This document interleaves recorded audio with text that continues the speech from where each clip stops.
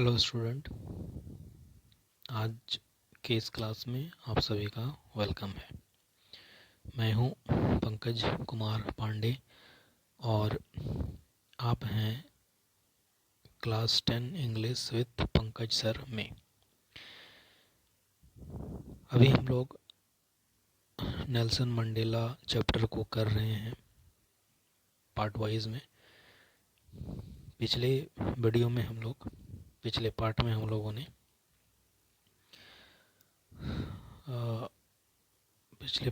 लोगों ने यहाँ तक किया था। आज हम यहाँ से देखने वाले हैं, ठीक है। तो आइए शुरू करते हैं कि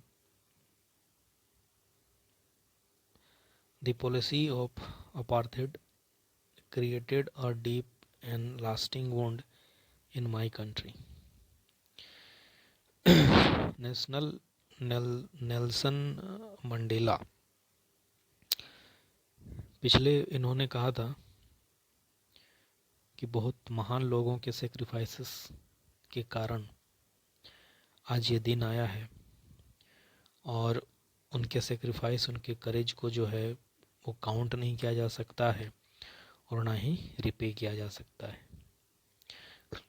उन्होंने ये भी कहा कि आज जो मेरे पास इतना समय है, ये जो दिन है, ये उनके बलिदान के कारण ही है। मुझे इस बात का दुख है कि मैं उन्हें थैंक नहीं कह पाया और ना वो ये देख पाए कि उनके बलिदान के कारण क्या प्राप्त हुआ है, क्या अचीव हुआ है। ठीक है, तो उसी के आगे हम लोग बढ़ते हैं। तो कहते हैं ये जो पॉलिसी थी अपार्थाइड की, अपार्थाइड क्या एक रेशियल डिस्क्रिमिनेशन है, रंग रूप, कलर, स्किन के कलर के अकॉर्डिंग भेदभाव करना। तो ये जो पॉलिसी थी अपार्थाइड की, इसने मेरे देश में और मेरे लोगों में एक डीप और लास्टिंग घाव कर दिया था, गहरा और बहुत लंबे समय तक, है ना, मतलब बहुत गहरा घाव कर दिया था। All of us will spend many years, हम लोगों को बहुत समय गुजारना पड़ेगा, if not generation, recovering from the profound hurt. All of us will spend many years, हमें बहुत समय गुजारना पड़ेगा यदि जनरेशंस, प्रोफाउंड हर्ट यहाँ इसका मतलब दिया गया है डीप एंड स्ट्रॉन्ग, ठीक है, मतलब बहुत गहरा, ठीक है, बहुत गहरा। ये एक प्रकार की ऐसी चोट होती है जो शारीरिक और मानसिक चोट होती है, उसको प्रोफाउंड हर्ट कहते हैं। तो कहते हैं जनरेशंस, यदि जनरेशन नहीं, यदि ये पीढ़ियां नहीं,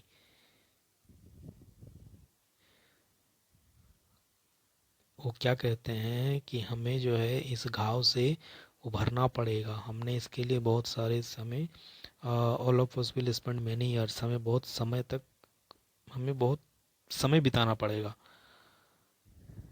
यदि पीढ़ियां नहीं आती हैं, इफ नॉट जनरेशन, यदि पीढ़ियां नहीं, recovering from that profound hurt, उस गहरे घाव से जो कि आंतरिक आत्मा तक दी गई थी। But the decade of the operation and brutality had another unintended effect, and that was that it produced the उसके बाद क्या कहते हैं, तो जनरेशन तो बीत ही गए थे, आगे कहते हैं, आगे क्या कहते हैं,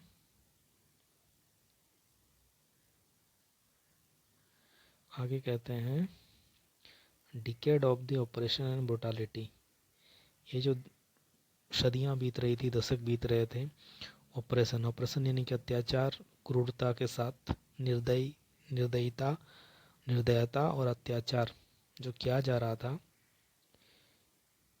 ये भी एक रीजन था ये काफ़ी अनइंटेंडेड था, अनचाहा था, और इसका बहुत अनचाहा इफेक्ट पड़ रहा था। एंड दैट वाज दैट, और इसी के कारण हमें मिले, निर्माण हुआ। किस चीज़ का निर्माण हुआ? तो महान व्यक्तित्व का निर्माण हुआ, जैसे Oliver Tambos, Walter Sisulus, chief Luthulis, the Yusuf Dadoos, the Bram Fischers, the Robert Sobukwes of our time, Mandela के टाइम में। और ये जो मैन थे, सच एक्स्ट्रा ऑर्डिनरी, मतलब असाधारण, बहुत ही विशेष, ये जो व्यक्ति थे बहुत ही विशेष। देख सकते हैं आप, इनकी यहाँ तस्वीर दी गई है। ये बहुत ही विशेष लोग थे, एक्स्ट्रा ऑर्डिनरी करेज इनमें था, एक्स्ट्रा ऑर्डिनरी असाधारण करेज, साहस, बुद्धिमत्ता, समझदारी इनमें बहुत थी, और ये काफ़ी बड़प्पन वाले लोग थे। That their like may never be known again, ऐसे थे कि इनके जैसा दोबारा नहीं होगा। Perhaps it require such depth of oppression to create, आगे कहते हैं मंडेला कि शायद ये पाने के लिए, इस तरह एक्स्ट्रा ऑर्डिनरी पर्सनालिटी को पाने के लिए शायद डेप्थ ऑफ ऑपरेशन की ज़रूरत होती है।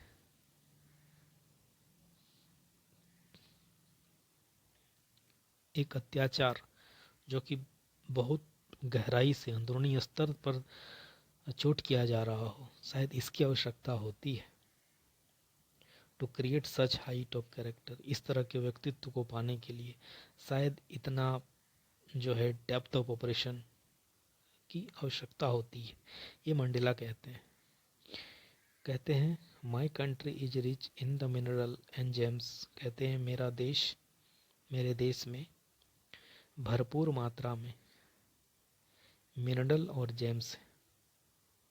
जेम्स अनमोल वस्तु होता है, अनमोल कोई मोल नहीं होता है। कहाँ पर? Lie beneath it soil, South Africa के धरती में, मेरे देश में मिनरल और जेम्स भरपूर मात्रा में हैं। But I have always known that, लेकिन मुझे पहले से पता था, पहले से मैं जानता हूँ, that it's greatest wealth is it's people, इसका जो असली ताकत है, वास्तविक ताकत जो है, ग्रेटेस्ट, जो सब सर्वश्रेष्ठ जो ताकत है, वो इसके लोग हैं। फाइनर एंड ट्रूअर, सच्चे और ईमानदार, जो कि प्योरेस्ट डायमंड से भी महंगा है। नेल्सन मंडेला के अकॉर्डिंग ये कि असली जो वेल्थ है वो इसके लोग हैं, न कि डायमंड, ना ही मिनरल, ना ही जेम्स। ठीक है। It is from this comrade in the struggle, it is from this comrades, ये उन कॉमरेड का मतलब हो गया सहयोगी या साथी कह सकते हैं। ये उन साथियों से जो स्ट्रगल में, जिनसे मैंने करेज का मीनिंग सीखा, करेज क्या होता है। Time and again I have seen man and woman risk, समय के साथ और बार बार मैंने देखा है पुरुषों को, स्त्रियों को रिस्क लेते हुए और अपने जीवन को, and gave their lives for an idea, किसी एक विचार के लिए, किसी एक चाह के लिए अपने लाइफ को रिस्क में लेना और अपना जीवन का बलिदान देना या बलिदान देते हुए मैंने देखा है। मैंने उसी स्ट्रगल से, अपने साथियों के स्ट्रगल से मैंने करेज का मतलब समझा। I have seen man stand up to attacks and torture without breaking showing a strength. कहते हैं मैंने देखा है लोग जो खड़े होते थे आक्रमण के समय में, उनको टॉर्चर किया जाता था लेकिन वो टूटते नहीं थे। और एक शोइंग स्ट्रेंथ एंड रेजिलेंस क्या दिखाता था? एक स्ट्रेंथ, मजबूती, ताकत। रेजिलेंस का मतलब होता है संकट सहने की क्षमता होना। कोई भी संकट आए उससे पार पाने की ताकत रखना, ये रेजिलेंस होता है। दैट डिफाइज द इमेजिनेशन, जो कि सोच से भी परे है, उस विचार शक्ति से भी आगे है। आई लर्न दैट, मैंने सीखा, that courage was not the absence of fear. मैंने सीखा कि करेज, जो साहस, जो हिम्मत है, वो डर का न होना नहीं है, बल्कि ट्रिम्प ओवर इट, बल्कि उस पर जीत पाना है। डर को जीत लेना हिम्मत है। डर का न होना करेज नहीं है, बल्कि डर को जीत लेना, ट्रिम्प कर लेना उस पर, वो करेज है। The brave man is not he who does not feel afraid. आगे कहते हैं कि ब्रेव मैन, बहादुर व्यक्ति वो नहीं है, who does not feel afraid, जिसको डर नहीं लगता, बट ही हु कंकर दैट फियर, बल्कि बहादुर वो है जो उस डर पर विजय पाता हो, डर पर काबू पाता हो, डर को जीत लेता हो, वो असली बहादुर होता है। डरा हुआ महसूस न करे वो बहादुर नहीं है, बल्कि उस डर को जो जीत ले, उस पर जो विजय पा ले, वही बहादुर होता है। ठीक है। No one is born hating another person because of the colour of the skin.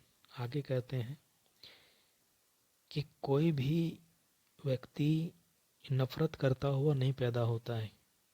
वो किसी भी इंसान से नफरत करता हुआ पैदा नहीं होता है कि उसके स्किन का कलर कैसा है, उसका बैकग्राउंड कैसा है, उसका धर्म क्या है।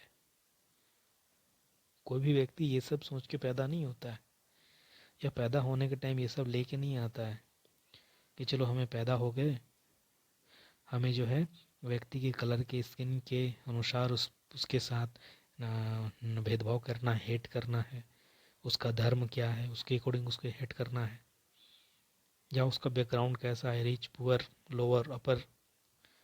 ठीक है। ये सब सोच के कोई पैदा नहीं होता है। People must learn to hate, लोग जरूर सीखते हैं हेट करना। And if they can learn to hate, और यदि वो सीख लेते हैं हेट करना, अगर वो सीख सकते हैं हेट करना, they can be taught to love, तो उनको प्यार करना भी सिखाया जा सकता है। For love comes more naturally to the human heart. अगर हम प्यार की बात करें, प्रेम की बात करें, तो ये नेचुरली मनुष्य के हृदय में होता है।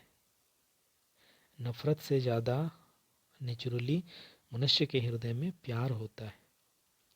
Even in the grimmest time in prison, grimmest time in the prison, grimmest का यहाँ पर हम लोग कह सकते हैं कि कठोर समय,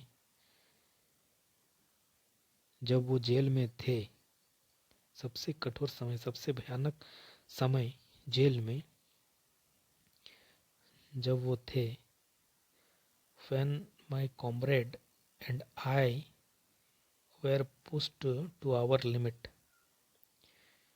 Pushed to our limit, यहाँ पर इसका मतलब दिया गया है last point in our ability to bear pain. मतलब एकदम उनको ऐसे कंडीशन में डाल दिया गया था, जैसे होता ना दर्द सहने की अंतिम अवस्था, अंतिम वो पॉइंट जहाँ पर हम लास्ट दर्द को सह सकते थे. ठीक है. जेल में जब हम थे, कठोर हमारा जो खराब, बहुत ही सबसे पीड़ादायक डरावना समय चल रहा था जेल में, तो हमें जो है हमें अपने लिमिट में डाल दिया गया था. हमारी सीमा, दर्द सहने की सीमा, अंतिम सीमा. उस वक्त I would see a glimmer of humanity. I would see a glimmer of humanity in one of the guard. मैं देख पा रहा था. क्या देख पा रहा था? A glimmer of humanity. मानवता की हल्की सी झलक, हल्की सी चमक मुझे उन गार्ड में से एक गार्ड में दिखाई दे रही थी. Perhaps just for a second. शायद कुछ क्षण के लिए ही था, लेकिन मैं वो देख पा रहा था. But it was enough to reassure me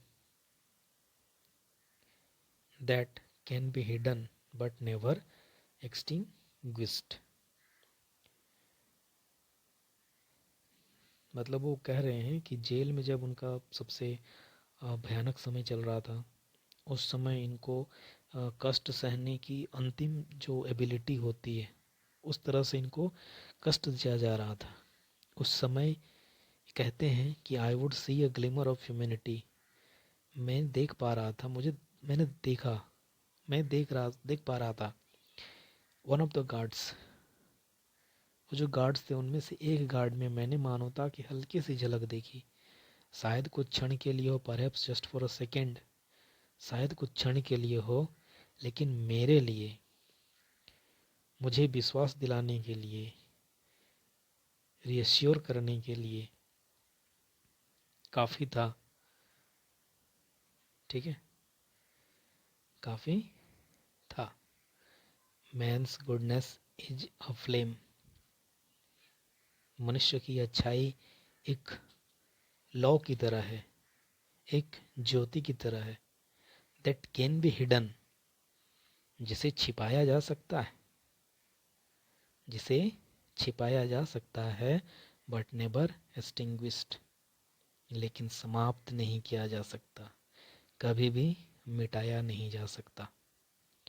ये नेल्सन मंडेला बताते हैं. ठीक है. आप लोगों से, और ये जो साइड में दिए रहते हैं ना, ये सब आपको याद कर लेने हैं. ठीक है. ये देखिए, ये सब आपको याद कर लेने हैं. पूरे चैप्टर, पूरे पेजेस में आपको मिलेंगे, वो आपको याद कर लेने हैं अच्छे से. तो